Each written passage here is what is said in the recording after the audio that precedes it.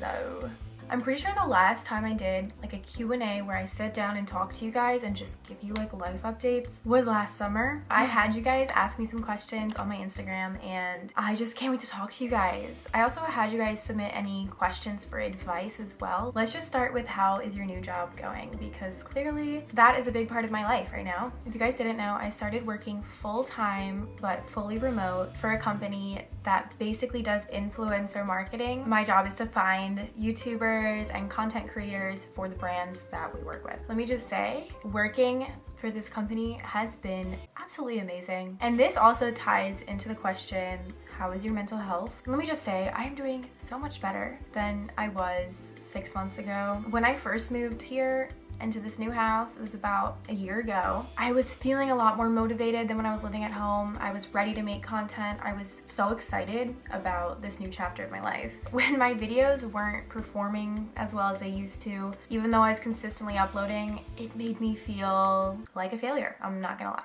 All of my career goals and ambitions and whatnot were all solely tied into YouTube.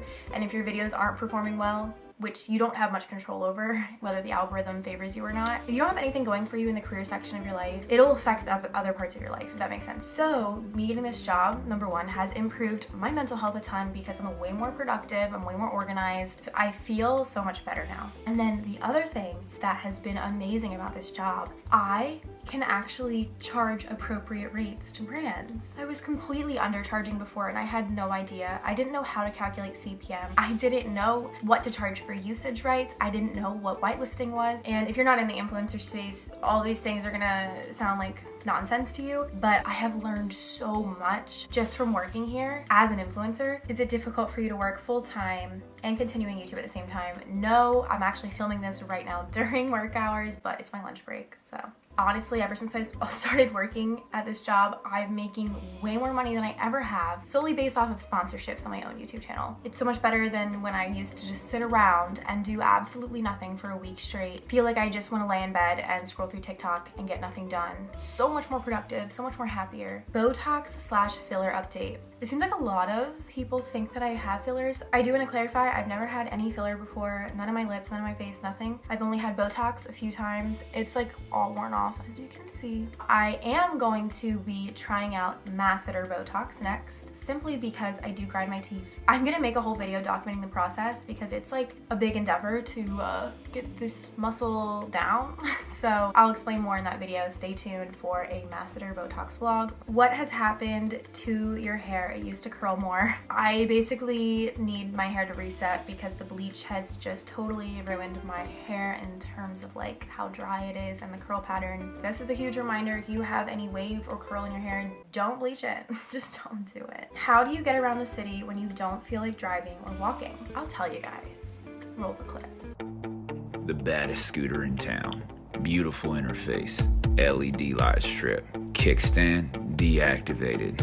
Push to start optional. When you're riding this thing around, you're the baddest thing in town.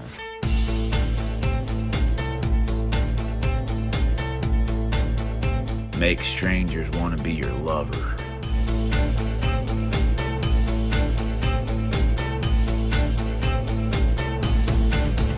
Heck, make your enemies want to be you.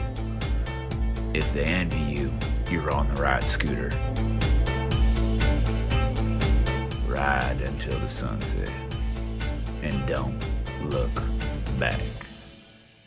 I hope that you enjoyed that. If you couldn't tell, it was Andrew's idea. That cinematic masterpiece, credit to Andrew. Today's video is sponsored by Okai Scooters. If you guys live in a city or on a campus, having a scooter can be so crucial to getting around. It can help out so much. And this scooter is the coolest scooter in town, literally. It connects to your phone through Bluetooth, and you can change the colors of the lights to whatever you want. There's a whole color wheel. It's amazing. You can change if you want to do a push to start or regular. You can control the speed settings. You can lock the scooter, unlock it, all that from your phone, which is awesome. There's effective shock absorbing design, which makes sure that if you're flying over bumps, you're not like this. There's 2-layer suspension and brand new hidden shock absorption technology that is integrated into the suspension system. Let me tell you, it's a very smooth ride. Way, way, way smoother than any of those scooters that you can rent and like drive around the city. You just simply recharge it within your house, and just on one charge, you can go up to 24 miles on this thing. So let me tell you, you're gonna be cruising for a while. There's also a digital display that shows you how fast you're going, how much charge is left, if your headlights are on, if the Bluetooth is connected, etc. It's really cool. I will link everything, including a discount code, in the description below. And the name of the scooter that I got is the Okai ES20-Okai Neon Electric Scooter. Thank you again to Okai for sponsoring today's video, and I hope you guys enjoyed the little short film that me and Andrew made earlier on. Let's continue on to the questions. Which Euphoria character do you find yourself referring to the most, or do you relate to the most? I definitely think that I relate to Maddie the most. I know that's gonna maybe sound weird because she's kind of like bitchy, and I don't think I am. I don't try to be. I can be. I definitely can be. But I just relate to her the most in terms of like her confidence, her feistiness. Like when I am mad, you'll know. None of the other characters I relate to. Cassie, no, completely doesn't value her own friendships, relies on male validation, bases her entire self-worth on the opinion of men. No, none of that is me. And even Lexi, she's just way too passive. So I guess we'll have to say Maddie. Where do you see yourself in 10 years? To be honest with you, I haven't even thought about where I want to be in 10 years. Grand scheme, big picture. So 10 years, I'll be 35. I want to have a family. That's the only thing I know. Honestly, just family and happiness, that's all that I want. If I could be also a famous YouTuber in 10 years, that'd be great too, but we'll see. Bestie, a new makeup tutorial. When? I'm gonna be uploading like a makeup tutorial, like self-care routine or whatever. I'm gonna be filming that in a few weeks, so this month there'll be a new one. Are you and Andrew going to get engaged anytime soon? Are you ready for the next step? No. I'm not ready for the next step, and neither is he. I posted like a TikTok of our relationship. There was so many comments on that being like, where's the ring? For me personally, I still feel like I'm 20 years old. There's still so much more ahead of me that I'm not even thinking about engagement anytime soon. The pace at which your relationship moves is so different for everybody. There's 3 really big factors, at least when it comes to me, that a couple should consider before getting engaged, and that me and Andrew are just nowhere near. Living together, I want to stay living with Caitlin and Courtney for a while. I don't know what Andrew's plans are in terms of where he's going to be living, so that's not anytime soon. There's no rush there. Family and children, not till our 30s, so no rush there. Financial stability, I just started my full-time job. I'm gaining financial stability now. Andrew's an artist, he's doing really well now, but like there's still no security yet, so like that also just messy. No, we're gonna just hold off on all that, and I have no rush to get engaged. As I've said before, if this is your person forever, you don't need to rush into an engagement or a marriage and potentially end up with a divorce when you could just take your time. Now I'm going to transition into the advice section of the video, and these are really relatable, so I think it should help out a lot of you guys too. What are some good tips for finding confidence when dating? So one thing that has always helped me is everyone has different taste. It is not personal if someone doesn't like you. You can't take it to heart. Like, there are some people that think that Megan Fox isn't hot. Yeah, I know, they're weird for that, but they're out there. One person that you find absolutely beautiful and amazing, someone else might think, and that's okay, because again, everyone has their own taste. That's always encouraged me to like shoot my shot my whole life and not care if I get rejected. Like, you can't be afraid of rejection. And once you realize that, life is like a video game. I don't know how to describe it, but like you can literally do whatever you want as long as you're being nice and like not harming others, obviously. If you have that like inner confidence that you know your own worth no matter what. Never, ever, ever, ever, ever base your own validation on a male or another person. You have to know within yourself your own value. And then once you've done that, nothing can stop you. I have always just looked at, oh, if they don't like me or don't want to date me, that is their loss. Because I know that I'm an amazing, great person, and I don't have to worry about what their opinion is. It might be a little delusional, it might not be, because again, it's your own life, it's your own reality. It's you running the show. Like, your whole life, your whole perception is from your perspective. You don't have to care about anything that anyone says. Anyone rejecting you, anyone not wanting to be friends with you, you can literally be like, that is their loss. I'm going to continue on with people who value my time and attention and want to be around me. Anyway, that was a very interesting answer to self-confidence when dating. I don't know.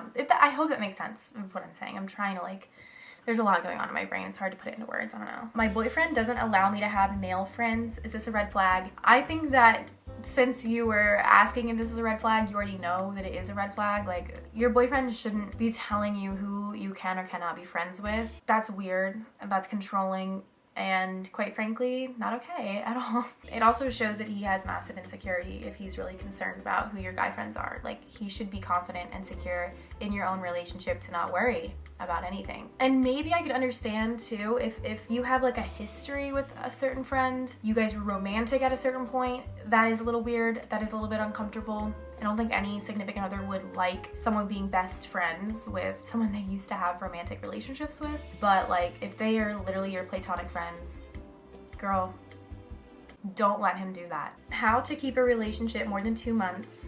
Also, how to make a 3 friendship work. I pride myself on maintaining my friendships, relationships for very long periods of time. I've been best friends with my own roommate, Courtney, since 2nd grade, 1st grade, and Caitlin, we became a group of 3 in 9th grade of high school. So we've all been best friends forever, now we live together. There's just a lot of little things that you have to do to be a good friend. Be thoughtful of your friends, be considerate, that's always important. Always ask how they're doing. Don't be that friend that's only ever talking about yourself. Those are like so annoying. Or like every time you're telling a story, if a friend redirects the conversation back to themselves. I just remembered that a friend that I had to cut off would do that all the time.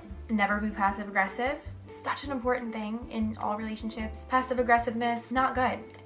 If you have a problem, if you feel a certain way, you should communicate it. Being passive aggressive and weird will just make things uncomfortable, and it won't make a safe environment for you to talk about how you're feeling. It's gonna make things volatile and toxic. Don't do it. College/dorming. I'm starting my freshman year soon and I'm shivering in me timbers. College is a one-in-a-lifetime experience. It's very unique. You really wanna make sure that you make the best of it. Don't go home every weekend. Tell yourself that you are staying there for a month straight and stay at college. Because if you go home every weekend, that's when you're gonna miss out on making friends. Try to get involved as much as possible. Join clubs. Go to the dumb free pizza luncheons that your dorm hall is doing. Go to everything that is on the campus website that you possibly can, because you are going to meet more people than ever in college. And let me tell you, making friends after college is way, way, way harder. Literally, majority of my friends that I have to this day, I made in college. Making brand new friends in your mid-20s, unless you're doing it through a job, is really hard. So it's super important to take advantage of those college years. Also, tell yourself over and over, college is gonna be better than high school, because I did that. That's all that I would ever say, and I manifested it. Okay.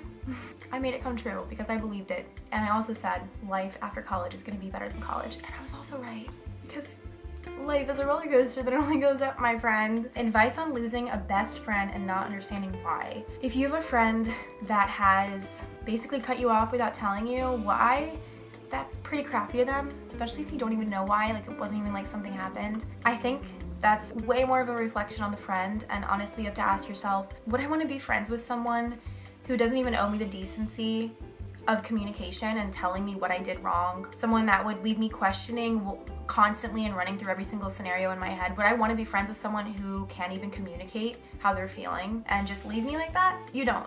You don't want to be friends with someone that immature. I've been talking to this guy for 5 weeks. How long should I wait to ask to see if it goes anywhere? I'm 26 and I don't want to waste time. Honestly, you could literally say, I don't mean to put pressure on you or anything along these lines, but I just wanted to know if you see us potentially having a future of some sort. It's so true, there is no time to waste. If he sees no potential future, you need to know so you can move on. So you can literally just say, like, I'm not asking for a commitment now or anything along those lines. I just want to see if we're on the same page and if you see this going somewhere. I'm 20 years old. I haven't dated anybody. Life goes by. What do I do? I'm getting old. I would not worry at all. Like, everyone has their own timeline, their own pace. I used to be stressed out at the same thing when I was like 18. I was like, I've never dated anyone. Oh my gosh. Like, and my first boyfriend, I was 21 when me and Andrew started officially dating. So like, also my brother is the same way. Some people are just late bloomers and that's totally fine. Do not stress out about it. There's plenty of people who haven't dated anyone at 20. You're so young. I've been talking way too much, so I think it's time to wrap this video up. If you guys made it all the way to the end,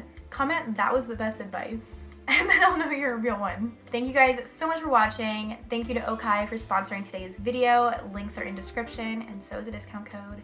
I love you, and I hope you have an amazing day. Bye.